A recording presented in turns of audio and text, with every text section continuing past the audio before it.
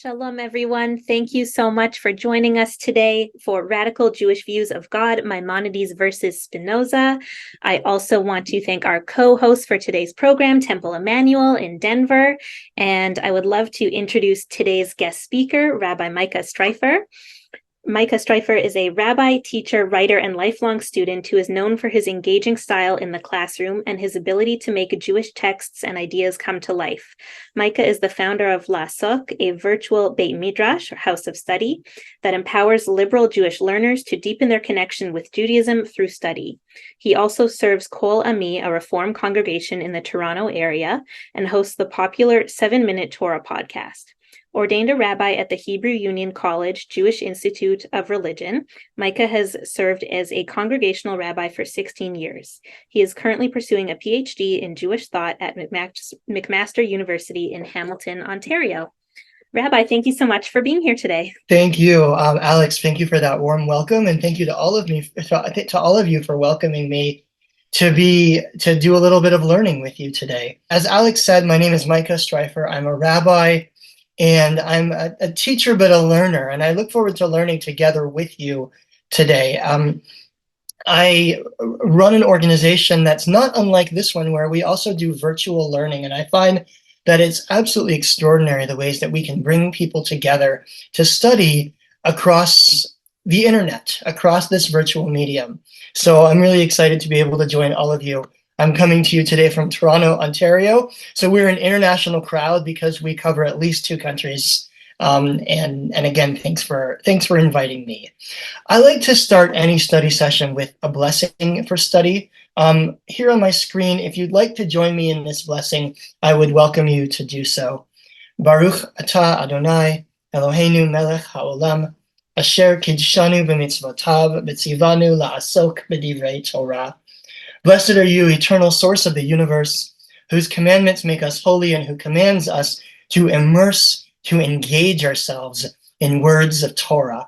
And this word LAASOK, you see it here in the Hebrew, here in the transliteration, and then down here, the translation, to immerse, to engage. When we study in Judaism, we don't just learn. We don't just talk about or study. We immerse ourselves. We engage ourselves. We try to find ourselves in the text. And that's actually the name of the organization that I run. It's called LAASOK.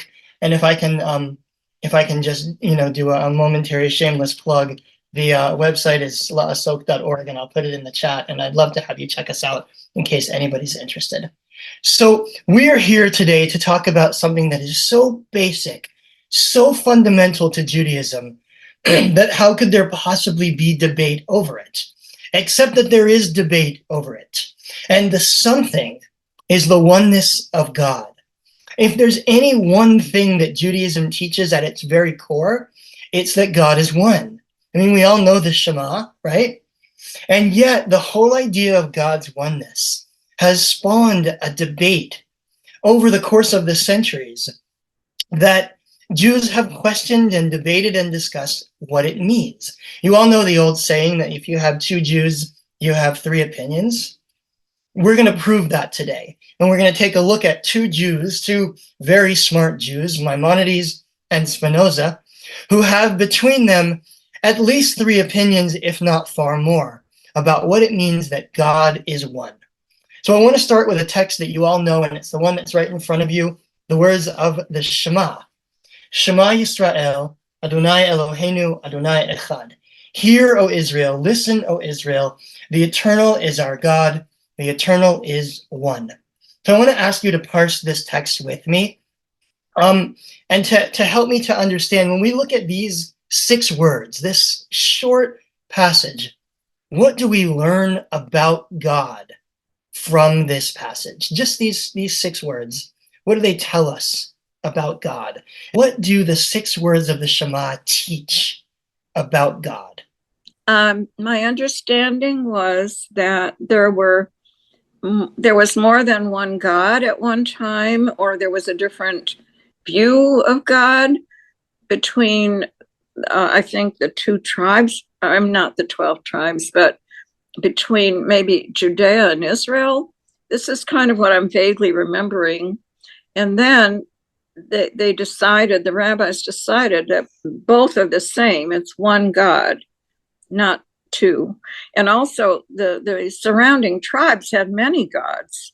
Okay. So again, it was a response to the surrounding area where the people were, they prayed to gods in nature and so on. So they were saying, no, there's not many gods, there's one God. Echad, right? There's one. So you have this response to an ancient world where there are multiple gods. Judaism comes along and says, no, Echad, there is only one. So one of the things that we learn from this passage is about quantity, right? There is only one God versus more than one God. A couple of comments in the chat that I see. God is our God, Lauren says. So that's an additional piece of information, right? Besides quantity, there's a sense of ownership here, that God somehow belongs to us and or we belong to God. I see no Trinity, which is also this, statement of number. There's only one, not three.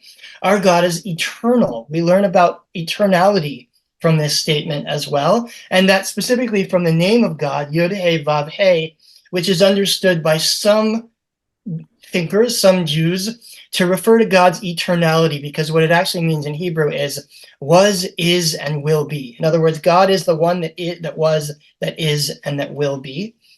Robin points out that listening is of primary importance here. Part of communication with God is about listening. And then Lauren also says that God is the God of the Jewish people, and there's only one God. I see, it looks like Keith has a hand up as well. Well, yes, actually, what I was going to mention was already mentioned by a previous individual. In order to hear, we have to listen, and listening is an active skill. So we always have to be aware and listen and for our God. Great. For God to be in our life. Mm-hmm. Yeah, and that's a statement of relationship, right? To listen, that's true, right, to one another is to be in relationship. So we learn from this passage a number of things. Oh, we have one more comment here, and then I'll go on, and that's Thea. Go ahead, Thea. Real quickly, this is a mandate. This is Moses saying, listen up, you guys. Get it right. There's one God who's nameless, because to me that means formless, not anthropomorphic in this sense. And I will be, and it's sort of like the answer that God gives Moses at the burning bush. I am what I will be. It's very similar. And Moses is giving the people a mandate. Listen up, you guys. This is your God. Mm-hmm. This is your God forever. There is only one God. And if I leave you with nothing else, I leave you with this. Thank you. Yeah, so there's so much packed into these 6 words, right? I mean, we think it's simple. Hear, O Israel, the eternal is our God, the eternal is one. But it's not simple what the Shema says. Within the Shema, we have a statement of quantity. There's only one God. We have statements about the quality. What is God like? The eternality of God. We have statements of belonging. God is ours. We are God's.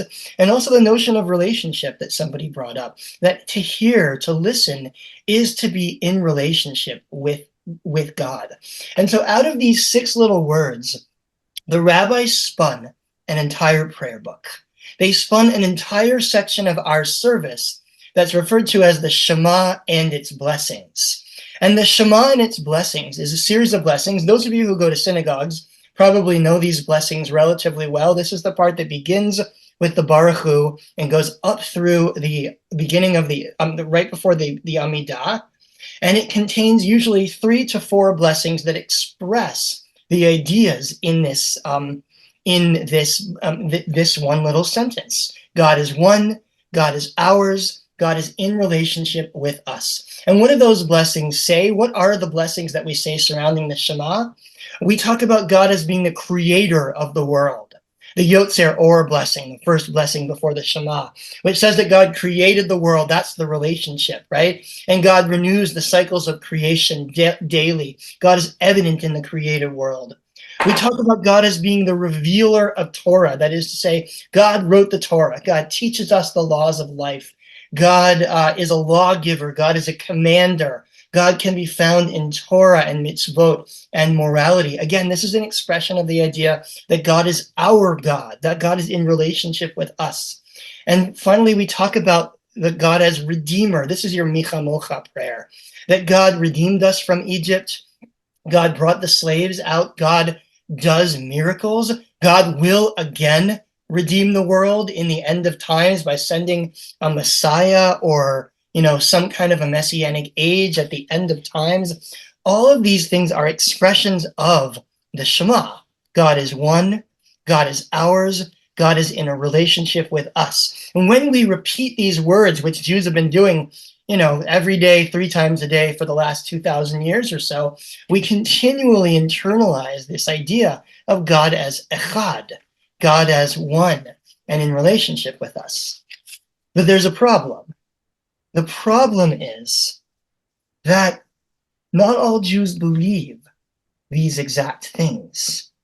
Not all Jews believe that God literally created the world. Not all Jews believe that God literally wrote the Torah. Not all Jews believe that God literally will send a Messiah at the end of times. Not all Jews believe that God has personal traits, that God is a being or a person out there, a person not in the sense of being a human, but of being a personal being with a will and with choices and with and who chooses and writes and creates and things like that. And we're not the first in history to have questioned that.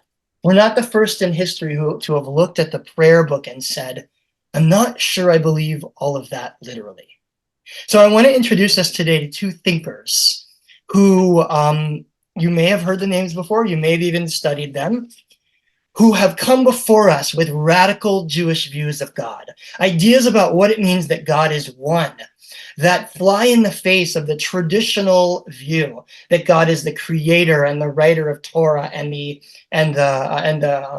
redeemer of the world, that God is a being who has a will, and who teach ideas that God may be something a little different than that. Our first of our 2 speakers is Maimonides. I imagine this is a name that's familiar to many of you, right? Maimonides lives in the 12th century. He's born in either 1135 or 1138, we're not sure. He dies in 1204, so he lived a pretty good long life for those days. He was born in Spain, lived part of his life in North Africa, and ultimately died in Egypt. What does Maimonides do for a living? He's a physician, he's a rabbi, he's a philosopher, he's a legalist, he's the head of the community of the Cairo Jewish community. I've heard it said before that Maimonides is exactly who you want to bring home to your Jewish mother because he's both a doctor and a lawyer. Maimonides is one of these brilliant Renaissance men of history who does it all. He writes law and he also writes philosophy. And he also was a politician. He was the head of the Jewish community. I mean, he was an incredibly accomplished thinker. And by the way, he knew it. Maimonides has quite a high opinion of himself. If you read some of his texts, we won't really get into that today. But one of the things that Maimonides is a student of Aristotelian philosophy. He's a student of Greek philosophy, and he believes something that I think is really important to modern Jews, which is the idea that truth is truth. If you learn something from the world through, say, science or philosophy, then that thing must be true. And that thing must also be true. It must also comport with the ideas in the Torah. So when Maimonides reads the Torah, he believes that what he reads in the Torah must be in line with what philosophy teaches him, which is, as somebody was talking about in the chat, that God is incorporeal, that God is the first cause, that God is not a being with any kind of physical existence at all. And when Maimonides goes to describe God, he starts with the idea of God's oneness, like Judaism. So let's read a slightly convoluted philosophical text here, and we'll kind of work our way through it together. Maimonides starts with the notion of what he calls attributes. What's an attribute? It's something about somebody. I am tall. I'm not tall, by the way. If you were in the room with me, you'd know that. I am short. I am, I have brown hair. I am smart. I am wise. I am kind. I am cruel. These are all attributes. The tree outside is brown. These are all attributes that can be used to describe a thing. And Maimonides says that there are two kinds of attributes. An attribute can either be essential to the item or the object that it's describing, or the attribute can be extra, additional to the object that it's describing. So, for example, what is an essential attribute of a human being? Well, Maimonides says, if I can find this right here, I'm just going to it's a little hard to see, but I'm going to circle with my cursor. Maimonides writes that man, or humanity, is a speaking animal, by which he means a living being that has cognitive capacity, that has consciousness. He doesn't mean speaking literally. Of course, we know some people can't speak. He means that has consciousness. And Maimonides says those are the attributes that are essential to what it means to be a human. All other attributes are extra. Tall, short, fat, skinny, kind, cruel, etc. Those are all extra. And he just says, so I'm going to read this passage now. He says, it is a self-evident truth that the attribute is not inherent in the object to which it is ascribed, but it is superadded to its essence, and it is consequently an accident. When he says accident, he means something that's not essential, extra attribute that's not essential to the definition of the thing. If the attribute denoted the essence of the object, it would be either mere tautology, as if one would say man is man, or the explanation of a name, that is, man is a speaking animal. So, for the word speaking animal indicate the true essence of man. So he says, an attribute is either an accident or it is essential to the definition of the thing. Now, there are some people who think you can describe God with attributes, he says. Let's use the chat feature for this question. What would be some words, adjectives, attributes that you would use to describe God? I see present, elusive. This is a deep group. Merciful, all, great. I see more merciful, redeeming, judgmental, loving. Other words you'd use to describe God? Eternal. Some of us might say wise, good, slow to anger, creative, omniscient, omnipotent, right? Now, we're clearly all working with different definitions of God here. And I think some of us are talking about what we believe versus others who might be talking about sort of what Judaism traditionally teaches, right? So I see protective, I see creator. Okay, so these are all really good words that describe God according to different views of what God might be. Maimonides says there's a problem, though. He says, right here where my cursor is, one who merely rejects the appellation accidents in reference to the attributes of God, but insists on describing God as having attributes, does not thereby alter their character. For everything superadded to the essence of an object joins it without forming part of its essential properties, and that constitutes an accident. That was a lot of big words. And in other words, what Maimonides is saying here is that you cannot describe God as being something other than God. You can't describe God by any attribute word, because if you did, that thing would be essential to God's being, and it wouldn't be able to describe the rest of us because it would be what God is. Or that thing would be something separate than what God is, which would be a problem for God's oneness. Let me say this in plainer English with the help of Dr. Kenneth Siskin. He says as follows: if we say John is tall, we are talking about two things, John and tallness. Now, if we apply the same analysis to God, an immediate problem develops. Consider God as wise. By analogy with John, it seems we are talking about two things, God and wisdom. Because wisdom, according to philosophy, is a thing that exists in the world, right? There is a thing called wisdom, and we tap into it. We experience it or participate in it or come into contact with it. If God is one thing and wisdom another, then predicating wisdom on God would be introducing plurality where we do not want to find it. Because what does the Shema tell us? Adonai Echad. God is one. So as far as Maimonides is concerned, God's oneness means that God is wholly indivisible. God cannot be divided into parts in any form, not even by way of saying God is wise. That would be to divide God into something called wisdom, or to say that God is protective. That would be to divide God into something called protectiveness. He says any statement about God which implies complexity, either material or grammatical, contradicts Maimonides' claim that God is radically one. I'll just continue here at the bottom. There cannot be any belief in the unity of God except by admitting that God is one simple substance without any composition or plurality of elements, one from whatever side you view it, and by whatever test you examine it, not divisible into two parts in any way or by any cause, nor capable of any form of plurality, either objectively or subjectively, as will be proved in this treatise, and you're welcome to read the rest of the treatise. So what does Maimonides teach here? Maimonides begins with the idea that God is one, but he says that means God must be radically one. God cannot be divided into anything like being wise or being creative or being slow to anger. Because to say that God is any of those things would be to say that God is participating in the world as we know it. Those are things of the world. And that would be to diminish God. God can have nothing in common with the material world as we know it. And that means, according to Maimonides, that our words can't possibly describe God. So when Maimonides goes, oh, I love the question that was just asked in the chat. So is he saying the Torah was wrong? Great question. So is Maimonides saying the Torah is wrong? No.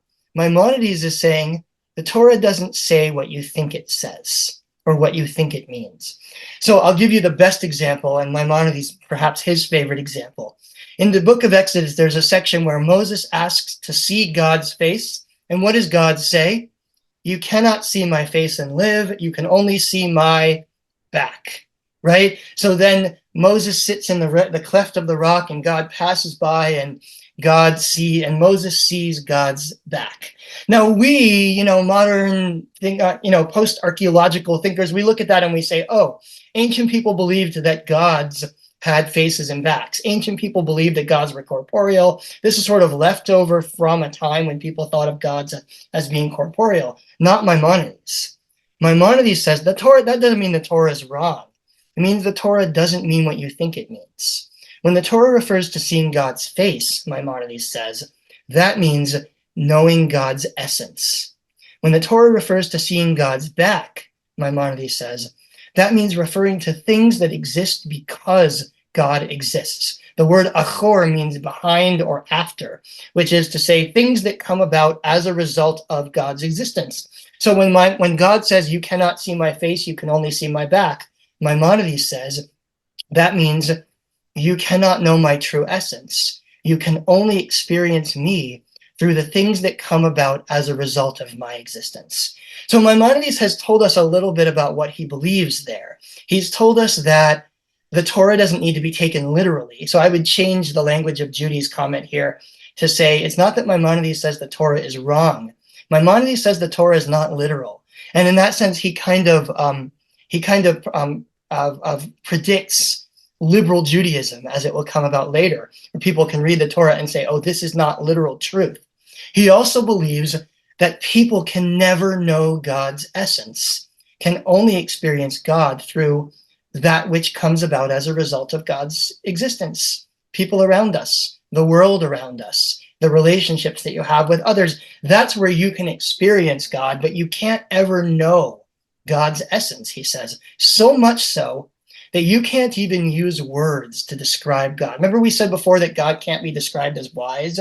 Well, Maimonides says the only way we can describe God is by saying what God is not. We can't say that God is wise. We can only say that God is not stupid. We can't say that God is good, because good, good is a word that I use to describe myself, or, the pizza that I had for lunch, it was good. How can I possibly put God on the same scale as the pizza that I had for lunch? God is not good. But what we can say about God, he says, is that God is not bad or not evil. So when we use our words to describe God, God is wise, God is good, Maimonides says what we're really doing is we're saying God is not evil, God is not stupid, God is not dead. That's what we mean when we say God is alive.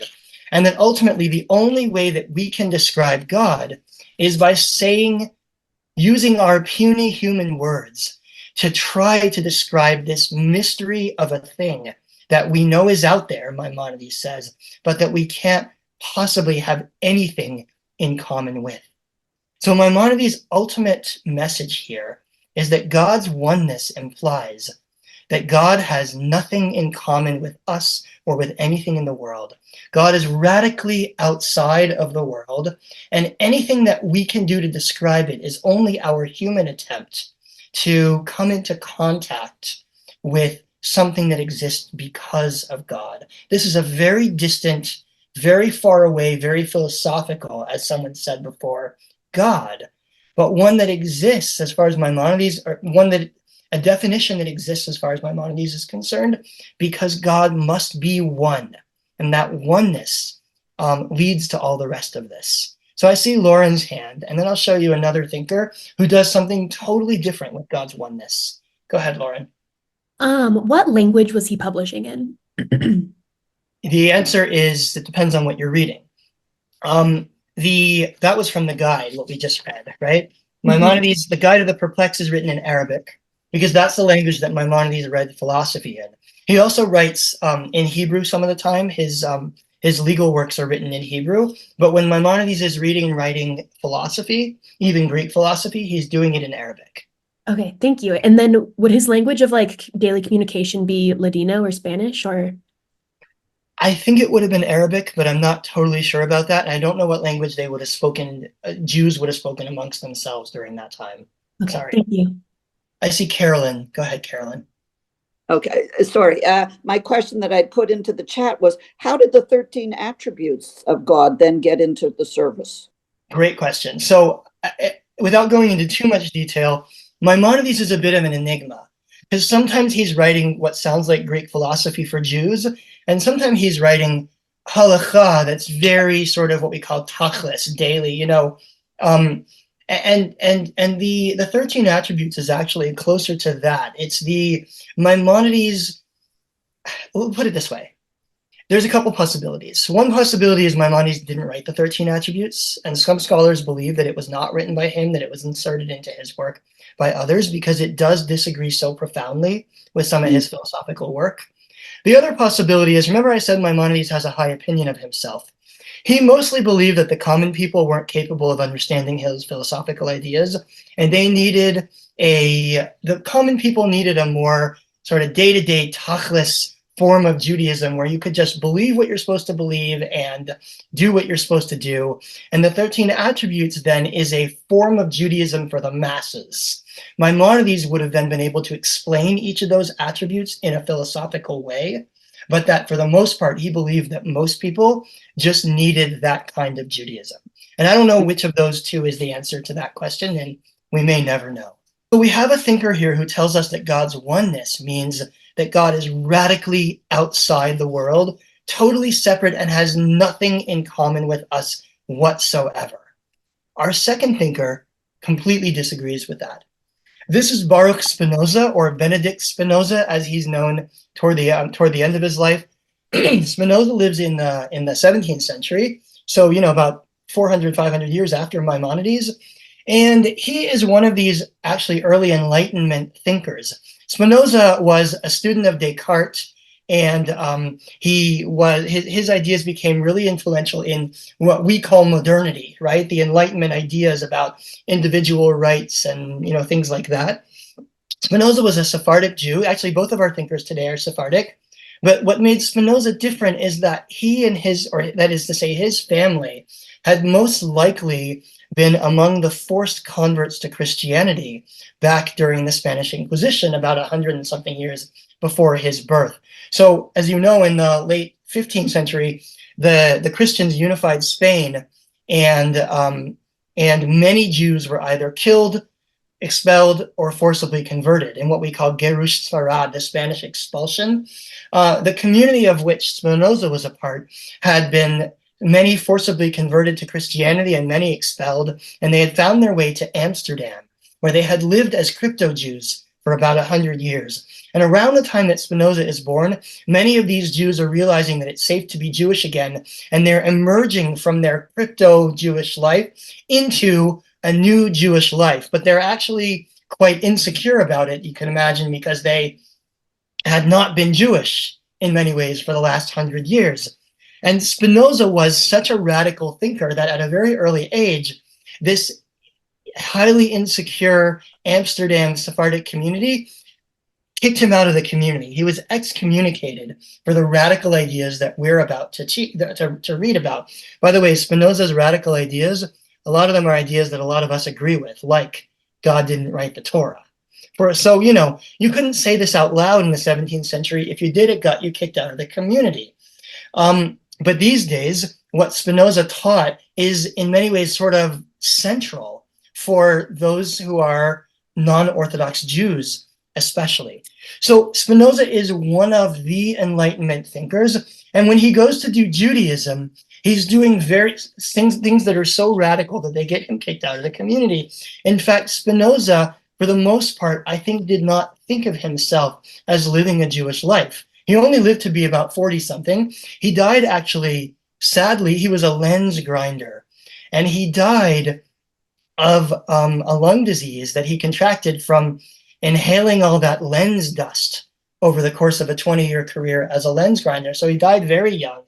And he died quite lonely because in those days, you couldn't just go be a secular person, right? He's not Jewish. He's not Christian. He had some correspondence with some people, but he lived quite a solitary life and died, and died young as part of this solitary life. So Spinoza believes, where Maimonides said that God is totally outside the world, Spinoza believes the opposite.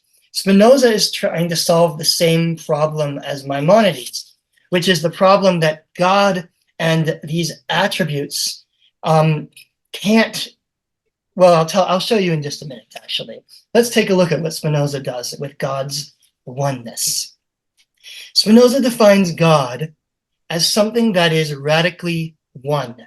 He says, by God, I mean an absolutely infinite being. Why does Spinoza's God have to be infinite? Because Spinoza's God is one.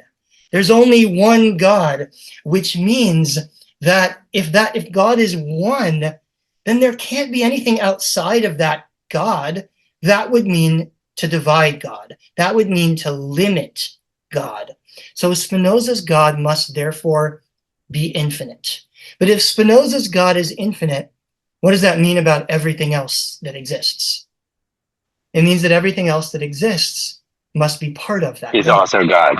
Exactly, is also God. So by God, he says, I mean an absolutely infinite being that is a substance consisting of infinite attributes, each of which expresses eternal and infinite essence. So everything about God has some kind of an eternal and infinite essence.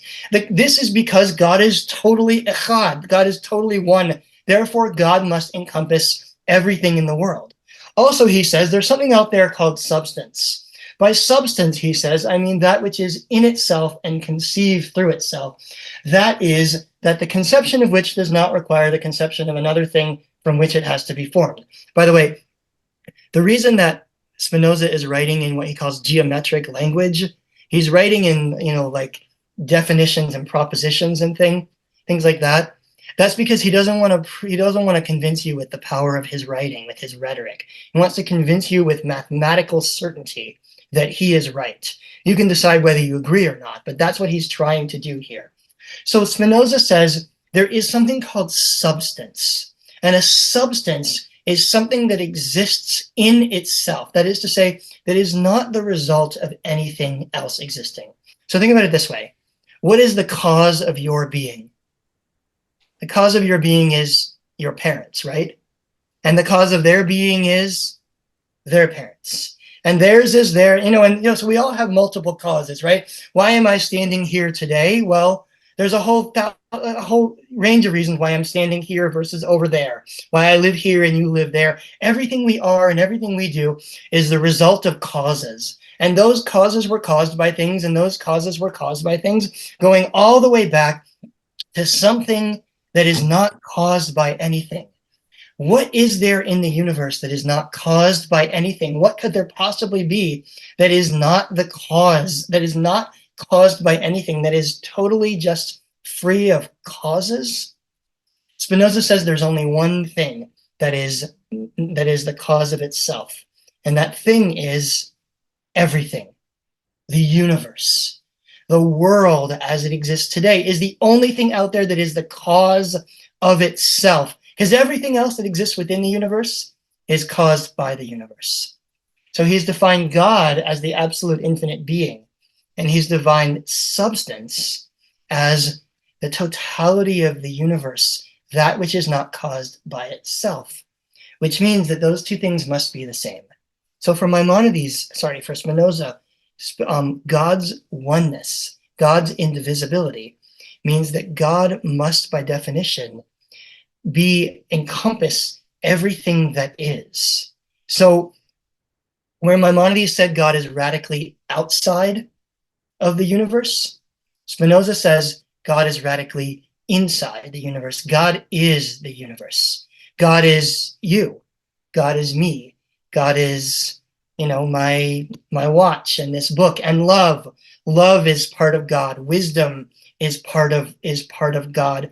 The tree outside, my dog, everything that is a part of God. And a part, Spinoza calls a mode. A mode means an affection of substance, that which is in something else and conceived through something else. So what you are as a human being, you are to use mathematical language, a mode of substance, which is another way of saying you are part of God. You are part of this larger whole. Think about all the ways that he's right.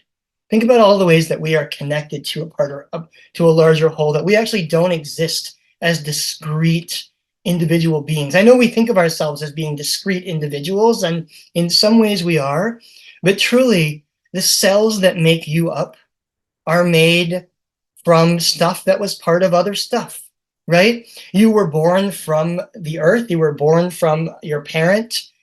You were made of DNA and matter that came from them, and ultimately the matter that's part of you will become part of something else as well. The tree outside, where does the tree end and the dirt begin? Well, it's not so simple, right? Because matter is constantly moving from the dirt into the tree and into the animals and all around. In other words, what we are actually is not quite as discrete and separate as we thought we are. We are part of a larger whole.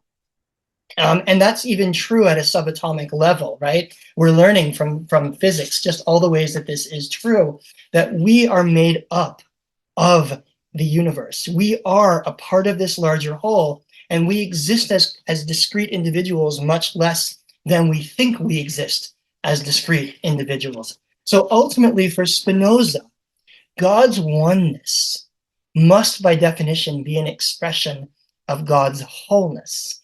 And God's wholeness must, by definition, include all of us. I'm not going to read these propositions because he's essentially saying in mathematical and geometric language the same thing that we're saying here. But I will just read proposition number 15, which is this: whatever is in God, and nothing can be or be conceived without God.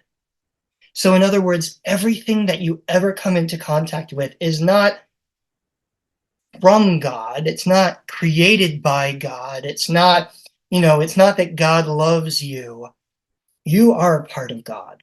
God is the whole, the totality of everything that is, including all of us. Now, there's a couple of implications of this, actually, on my next slide. What are the implications of this? God is not what you thought God was, Spinoza says. If God is the totality of everything that is, then God doesn't have a will. God is not a being. God is not someone who created the world and wrote the Torah. God is not even the spirit behind the Torah or the world or something like that. God is simply the totality of everything that is. So one of the criticisms that gets hurled at Spinoza some of the time is, if God is everything, doesn't that actually mean that God is nothing? If God is not more than the sum of all the parts, then is there any one thing out there that you can point to and say that is God? And for Spinoza, the answer is actually no, right? Which makes this in some ways maybe not great religion, because there's no God to pray to here.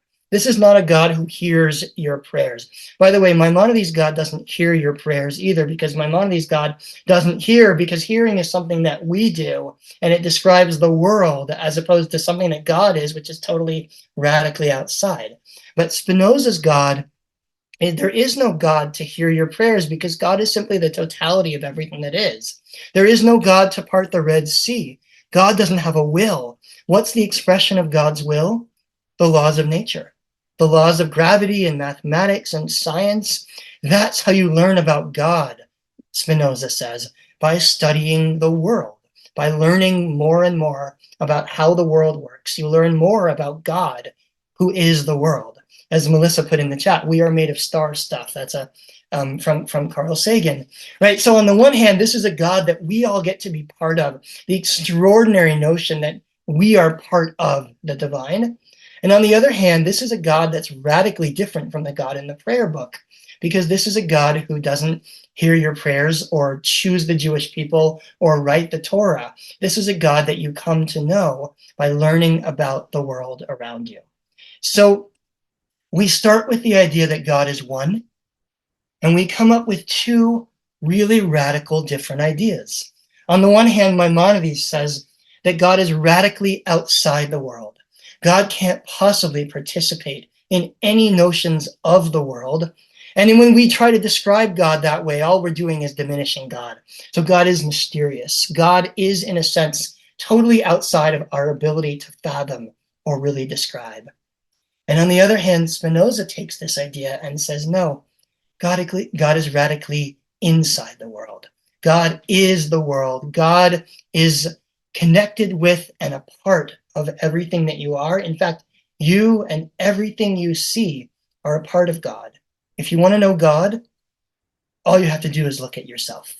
All you have to do is learn about yourself and about the world around you, and you can come into contact with the divine in that way. So here I want to pause, because I see we have about 15 minutes left, and I want to ask you a question, and then I'm happy to open it up for your questions. And the question I want to ask you is, which of these two notions of God resonates with you? Which of these two speaks to you and your beliefs and your conception maybe of what God and what the universe is? And I'm happy for you to put it in the chat if you want, but if you'd like to raise your hand and share with us your reactions in terms of which of these two thinkers is speaking to you, I would love to have your ideas now. I see Bunny's hand. Go ahead, Bunny. I like Maimonides' idea that God is radically outside the world. My concept of God is a creator that created everything, the universe and us and everything in the world.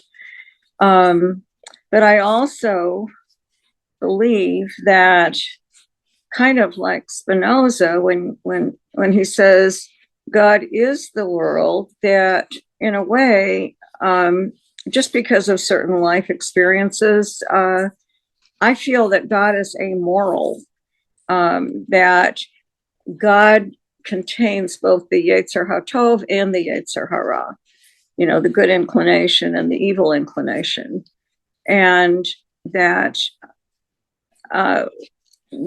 if we consider both of these viewpoints, and in both of them, you're saying that, or they are saying that God doesn't hear our prayers, then what's the point of praying? And I guess the point is, my feeling about prayer is that it's a way of kind of connecting with this creative energy in the universe, connecting myself with the creative energy and drawing strength from that.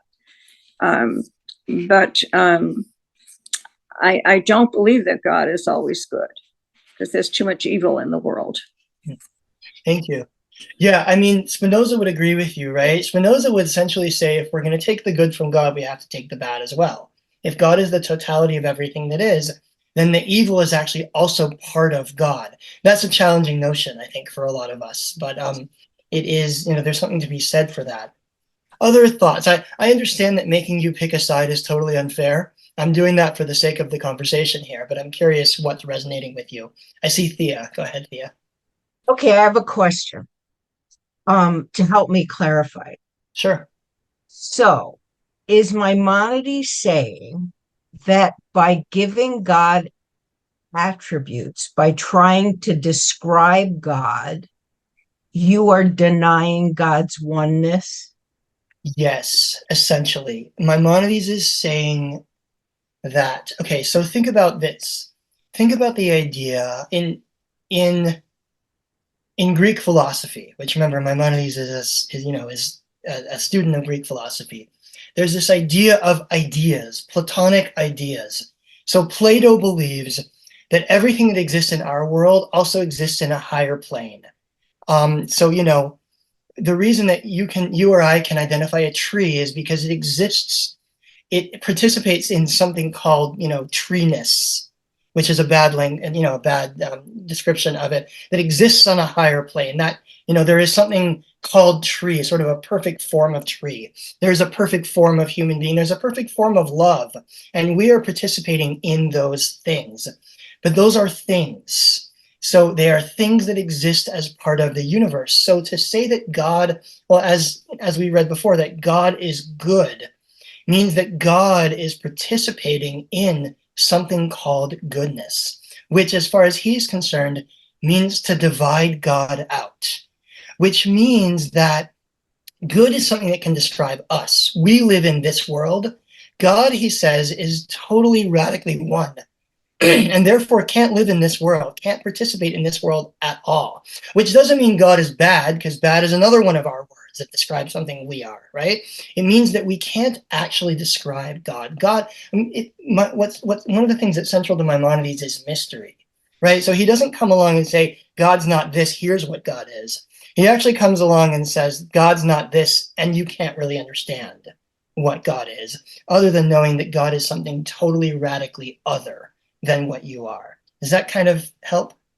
That helps, but one more thing. So my understanding or my interpretation of what you've presented so beautifully today is that neither one of them would allow us how there's anything that is not God. Say that again. Neither one of them would allow that there is anything that is not God. That's true for Spinoza.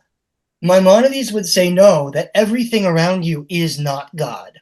God is not in the world. God is not in the tree. The tree exists because of God, but in a sort of a first cause sense that, God caused something that caused something that caused something that eventually led to the tree. But that doesn't mean that the tree is God. Spinoza would say, no, the tree is God. God is in the tree. Got it. Now, my answer to your question is I'm leaning towards Spinoza. Because of the notion of God being part of everything?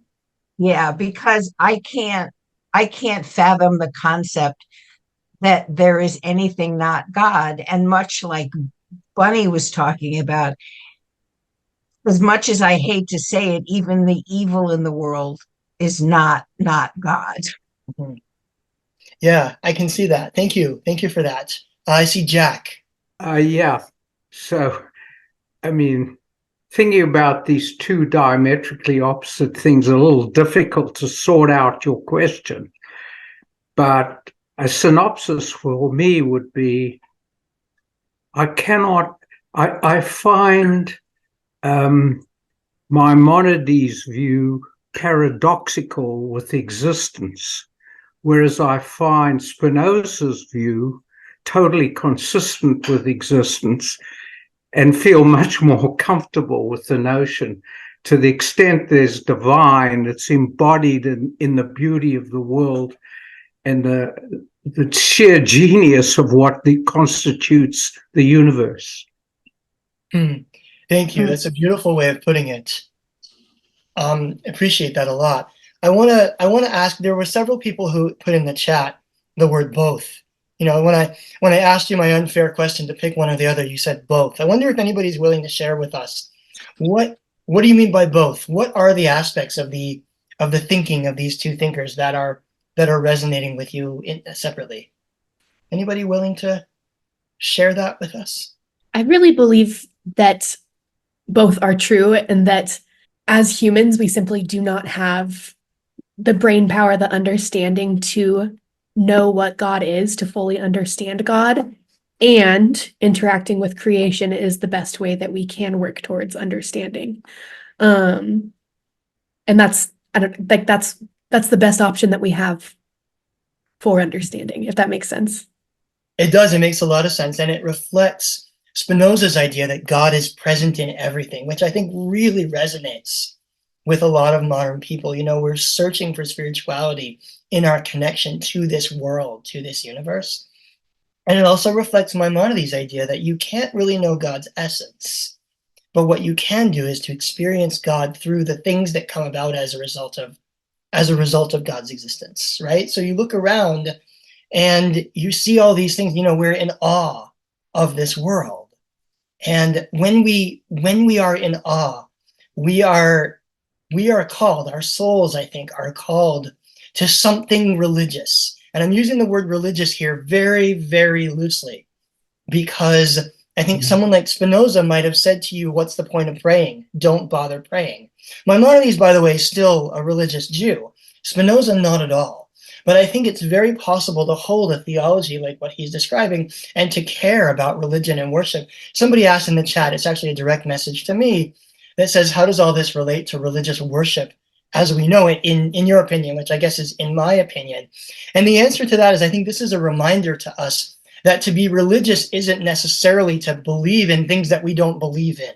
That is to say that some of the purposes of prayer include connecting with others, connecting with our best selves, finding God inside of us, right? So if I don't believe that God will hear my prayers and act on them, which, by the way, I don't, despite the title rabbi in front of my name, that doesn't mean for me that it's not worth praying, because praying can still be an act of coming into connection with God in whatever way I conceive God.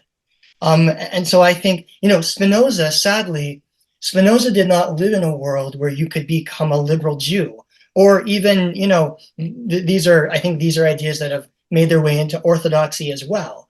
But we live in a world where we can think about prayer as meaning things other than God hearing our words and enacting things, right? So we can believe in what Spinoza says or what Maimonides says here, and still believe that prayer is a very important part of religious life if it speaks to us. I see a hand up. It's Margot. Go ahead, Margot. Part of the reason I said both is because I visualize God as being the chief creator of everything and having an organized plan, and not radical things that don't make any sense happening.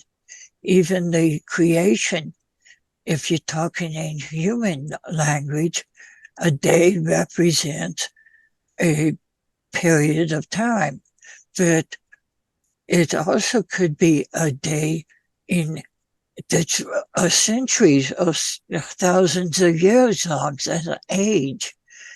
The human ability to communicate is limited, but that doesn't mean that the order of creation or the order of God's doings is wrong.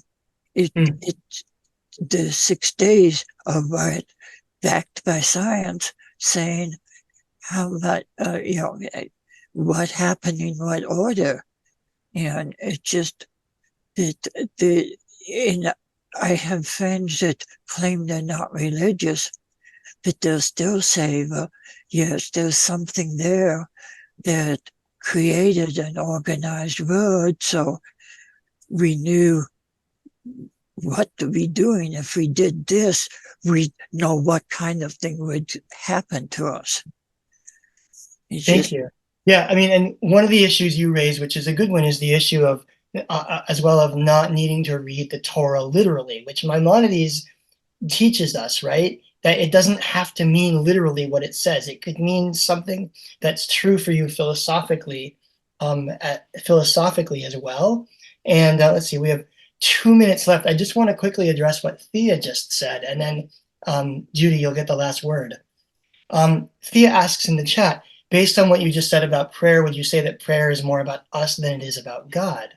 I would suggest, and I'm not here to, necessarily preach theology, but I would suggest that it allows us to redefine the meaning of prayer and the meaning and what God is. In other words, I don't think it's more about us.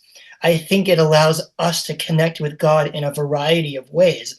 And by the way, I think that is also an idea that's very present in Judaism. Just this morning, I was studying with my chavruta a Hasidic text in which this Rebbe, the Darchei Noam, who's the current Slonim Rebbe, teaches that the purpose of prayer is to help you rise to the heights of the universe and see the world from God's eye view.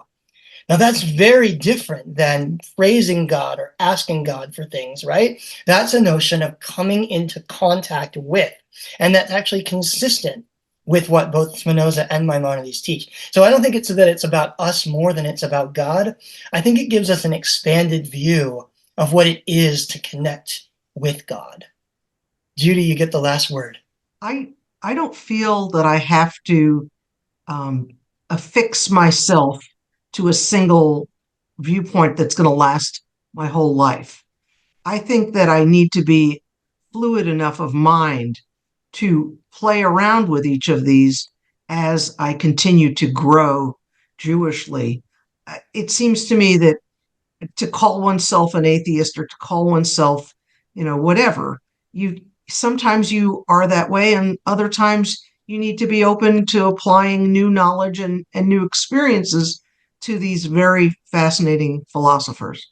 Love that. Thank you. I mean, after all, we are Yisrael, right? We are the ones who wrestle with God, which means that we're supposed to be continually wrestling with this stuff. And, I think these two thinkers that we've been looking at, they give us two different possible ways of thinking about what God is or how we might connect with God. But there are lots of others, and I'll just draw my attention to actually Judy's last comment in the chat where she asks, what does Martin Buber think about all this? And that just gives us another opportunity to think. There are lots of other ways to think about God, right? The rabbis say that Torah has 70 faces, and I would suggest that it has far more than that, because each of us brings who we are to our understanding of Torah and of what God is, and we're constantly changing, which means that what you think today might be different from what you thought last year, and what you think a few years from now will be different because we bring our experiences to our beliefs. So I want to thank you. Clearly, we didn't solve all the problems of the universe here, but I think we had a good start. I appreciate the discussion. I appreciate your openness to this challenging text, and thanks for inviting me to be part of this discussion today. Thank you so much. Thank you, Rabbi. Thank you. Thank you, Rabbi. That was wonderful. It was a pleasure to learn with you, and thank you all for joining us. Just quickly want to let everyone know our next class will be next Thursday at 10 a.m. Mountain Time. We'll be learning about the corruption of Jewish power with Rabbi Avidan Friedman. So we hope you can all tune in to that as well. And thank you again for joining. Have a great rest of your day.